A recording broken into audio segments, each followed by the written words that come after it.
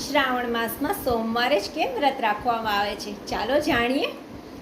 શ્રાવણ મહિનાને મોટે ભાગે શ્રાવણી સોમવાર તરીકે ઓળખવામાં આવે છે અને મોટે ભાગે લોકો સોમવારનું જ વ્રત રાખતા હોય છે.